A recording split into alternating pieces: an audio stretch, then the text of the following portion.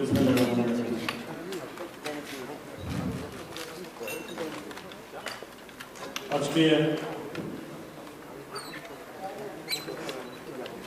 একটি সমঝোতা স্মারক স্বাক্ষর হবে ঢাকা দক্ষিণ সিটি কর্পোরেশন এবং পানি উন্নয়ন বোর্ডের মধ্যে।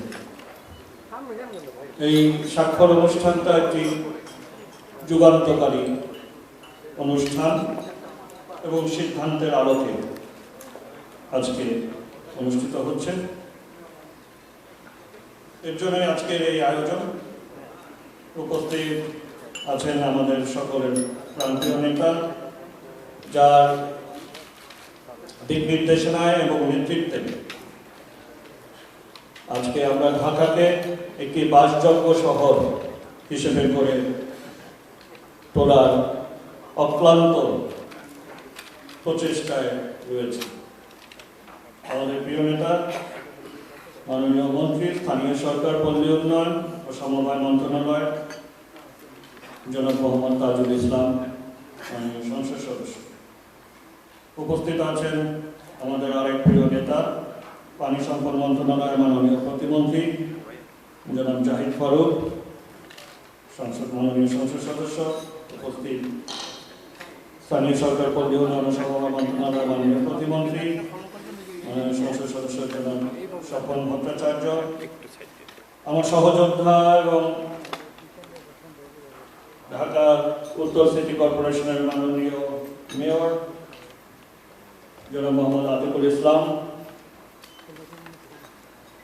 এবং আরো উপস্থিত আছেন পানি সম্পদ মন্ত্রণালয়ের সিনিয়র সচিব জনাব কবির বিন আনোয়ার এবং আমাদের স্থানীয় সরকার বিভাগের নতুন দায়িত্বপ্রাপ্ত সচিব মোহাম্মদ মেজবাউদ্দিন চৌধুরী সহ ঊর্ধ্বতন কর্মকর্তাবৃন্দ, সংশ্লিষ্ট ঊর্ধ্বতন কর্মকর্তাবৃন্দ, আমাদের দুই সিটি কর্পোরেশনের প্রধান নির্বাহী কর্মকর্তাবৃন্দ উপস্থিত আছেন, ঢাকা দক্ষিণ সিটি কর্পোরেশনের প্রধান নির্বাহী কর্মকর্তা ফরিদ আহমেদ এবং উত্তর সিটি কর্পোরেশনের প্রধান নির্বাহী কর্মকর্তা সিন্ধুরেদা, পানি উন্নয়ন বোর্ডের মহাপরিচালক আছেন, ওয়াসার ব্যবস্থাপনা পরিচালক মহোদয় সহ আমাদের কাউন্সিলর বৃন্দরা আছেন।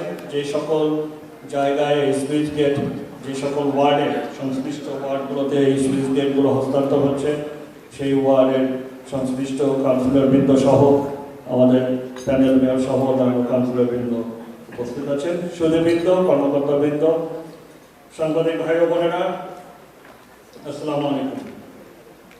আমার সময় এখন শুরু হবে 5 মিনিট। আমি আশা করছি 5 মিনিটের মধ্যেই শেষ করবো, তার আগেই শেষ করবো। প্রথমত, গতকাল আমাদের জন্য একটি মাইল ফলক এবং চিরস্মরণীয় একটি দিন আমরা অত্যন্ত গর্বের আনন্দের সাথে আমরা উদযাপিত করেছি। আমাদের স্বপ্নের পদ্মা সেতু, মাননীয় প্রধানমন্ত্রীর স্বপ্নের পদ্মা সেতু তিনি শুভ উদ্বোধন করেছেন। আজকে থেকে পদ্মা সেতু চালু হয়ে গেছে। আমি অনেকগুলো ভিডিও পেলাম, ভোরবেলা সবাই চলে গেছে, অনেকেই চলে গেছে পদ্মা সেতুর উপরে গিয়ে ছবি পাঠিয়েছে। মাননীয় প্রধানমন্ত্রীকে আবারও অভিনন্দন, অভিবাদন, এবং তিনি জনগণকে অভিবাদন জানিয়েছে। আজকের এই সভা থেকে আবারও মাননীয় প্রধানমন্ত্রীকে অভিবাদন জানাই এবং অভিনন্দন জানাই, কৃতজ্ঞতা প্রকাশ করি। তার সাথে সাথে মাননীয় মন্ত্রী মহোদয়, আমাদের প্রিয় নেতা মোহাম্মদ তাজুল ইসলামকে আমি অভিনন্দন এবং শুভেচ্ছা জানাচ্ছি। কারণটা বলি, তালিকা পড়ে দেন, কারণটা শুনে নেন। মাননীয় মন্ত্রী মহোদয়, আপনাকে আজকের প্রধান অতিথি, আপনাকে একটি সুখবর, পদ্মা সেতুর সাথে সাথে আরেকটি সুখবর নিই। ঢাকা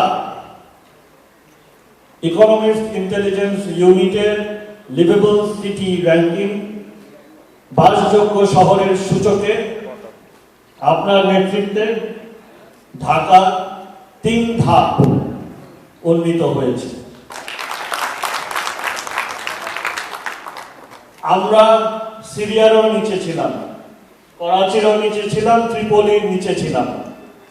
2021 সালে যখন এই সূচক প্রকাশিত হলো তখন আমরা বিভিন্নভাবে সমালোচিত হয়েছি। যদিও আগাগোড়া ঢাকা শহর ঢাকা এই অবস্থানেই দীর্ঘদিন ধরে ছিল, কিন্তু ঢাকাবাসীর প্রত্যাশা, জনগণের প্রত্যাশা যে মেয়র মহোদয়ের দায়িত্ব পালনের সাথে সাথে থেকেই সবকিছু পরিবর্তন হয়ে যাবে। আজকে অত্যন্ত আনন্দের সাথে বলি যে আমরা দৃঢ়তার সাথে এই বিষয়টা গভীরে গিয়েছি এবং ঢাকা দক্ষিণ সিটি কর্পোরেশনের নগর পরিকল্পনা বিভাগকে দায়িত্ব দেওয়া হয়েছিল যে এই বিষয়ে গভীরে গিয়ে কিভাবে এ থেকে আমরা উত্তরণ করতে পারি সেই বিষয়টা দেখতে। এবং আপনি আজকে গত পরশুদিনই এই প্রতিবেদন আবার প্রকাশিত হয়েছে।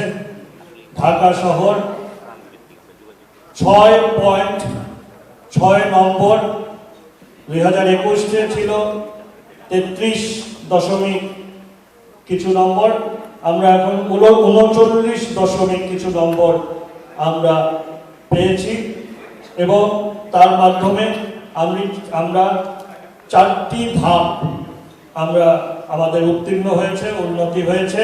আমরা এখন আগে ছিলাম 3 নম্বরে, সর্বনিম্ন থেকে 3 নম্বরে, এখন আমরা 7 নম্বরে উন্নীত হয়েছি। এটা কোনো চমক না, এটা কোনো স্বয়ংক্রিয় পদ্ধতি না, কারণ আগাগোড়াই আমরা এই নিম্নের অবস্থায় ছিলাম, 3-এ ছিলাম। এর পিছে আপনার দিক নির্দেশনা, আপনার সুদূর প্রসারী নেতৃত্ব এবং আমাদের 2 মেয়রের পরিশ্রম এবং আমাদের কর্মকর্তা কর্মচারীদের নিরলস পরিশ্রমে আমরা এই প্রথম ঢাকাকে বাসযোগ্য শহরের দিকে নেয়া অগ্রসরের পথে, অগ্রগতির পথে আমরা আসতে পেরেছি।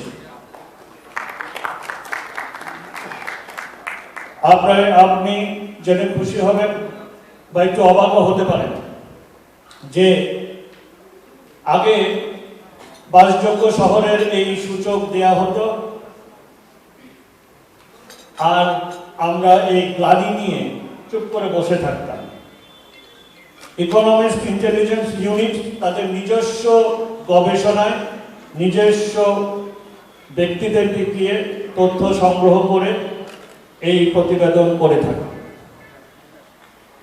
তাদের সাথে যোগাযোগের তেমন কোনো উপায় নেই, কাদের মাধ্যমে এই তথ্য সংগ্রহ করে সেই বিষয়টিও সেভাবে জানা নেই এবং এটা আমরা এমন অনেকটা সহ্য হয়ে গেছে, সহনশীল হয়ে গেছে, এভাবে আমরা নিয়েছিলাম। মাননীয় মন্ত্রী মহোদয় আমাকে একটু মার্জনা করবেন, 5.5 মিনিট বের হয়ে গেছে, পার হয়ে গেছে একটি বিষয় বলতে গিয়ে, আরেকটু যদি সময় দেন। আচ্ছা, তো আমরা আমাদের নগর পরিকল্পনা বিভাগকে এই দায়িত্ব দিয়েছি এবং ইকোনমিক্স ইন্টেলিজেন্স ইউনিটকে যত রকম তথ্য দেয়া যায়, তারা 5টি খাত করেছে, যেই খাতে তারা বিশ্লেষণ করে। এর আগে কোনো সময় তথ্য দেওয়া হতো না, আমরা এখন থেকে তথ্য দেওয়া আরম্ভ করেছি 2021 থেকে এবং সেই তথ্যেরই প্রতিফলন আমরা এখন পেয়েছি।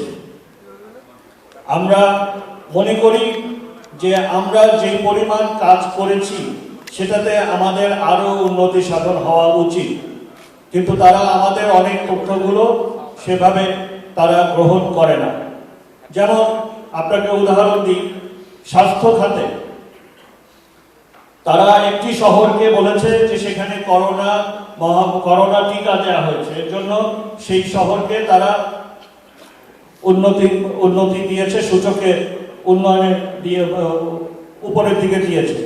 কিন্তু ঢাকা শহরে আমরা প্রায় 1 কোটি মানুষকে, স্বাস্থ্য মন্ত্রণালয়ের অধীনে আমরা 1 কোটি মানুষকে আমাদের স্বাস্থ্য কেন্দ্র, আমাদের স্বাস্থ্য বিভাগ আমাদের স্বাস্থ্য কর্মকর্তাদের মাধ্যমে ইপিআই মাধ্যমে টিকা দিয়েছি। করোনা মহামারী করোনা টিকা 1 কোটি মানুষকে দিয়েছি। এই তথ্যটা কিন্তু তারা গ্রহণ করেনি। এটা যদি গ্রহণ করতো তাহলে স্বাস্থ্য খাতে যে আমরা কি বিপ্লব করেছি মাননীয় প্রধানমন্ত্রী জননেত্রী শেখ হাসিনার নেতৃত্বে, যেখানে ধারণা করা হয়েছিল ঢাকা সহ বাংলাদেশে অগণিত মানুষ মারা যাবে, আমরা যে সেটা রোধ করেছি কতটা সফলতার সাথে, এই বিষয়টা যদি তারা গ্রহণ করত তাহলে আমাদের আরো সূচকে আমরা উন্নয়ন করতে পারি।